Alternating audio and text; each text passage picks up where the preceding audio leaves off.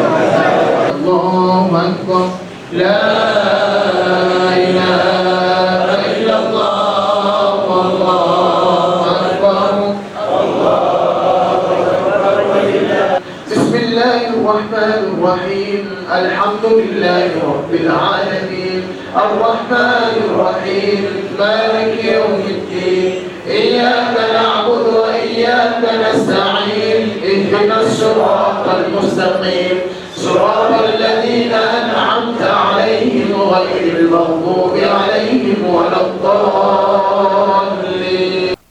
Katika historia, Sheikh Habibu Ali Kombo alifariki usiku, ilikuwa ni siku ya Ijumaa ya mwaka 2020, siku ya kuamkia mwezi mosi Ramadhani. Kwa Sheikh Habibu alifariki mwezi mosi Ramadhani ya katika Ramadhani ya mwaka 2020. Baada ya maziko na kupita mwaka mmoja, wanafunzi wake na wanafamilia tuliamua kwa pamoja kwamba hii siku ya mwezi mosi Ramadhani iwe ni siku ya kumwombea dua shekhe pamoja na wazee wengine wote waliotangulia, Waislamu wengine na wazee wetu, ndugu, jamaa na majirani.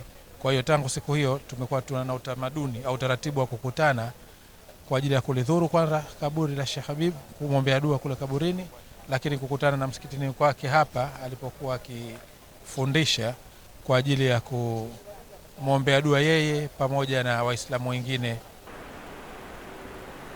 Ilivyokuwa Sheikh Habibu Ali Kombo amesuhubiana na hawa watu wazuri wenye ilmu, na kwa kiasi tuonavyo ni waja wanaopenda kufanya ibada, hapana shaka na yeye ndiyo hivyo.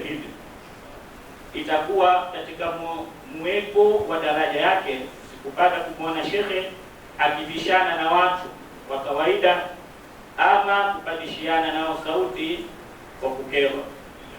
Bila shaka hapa vijana wengi tunatakiwa tujifunze jambo, suala la kukaribiana.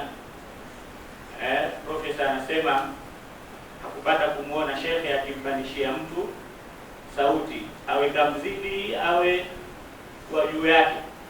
Kwa hiyo ni tabia tuichukue, tuende nayo katika maisha yetu ya kila siku.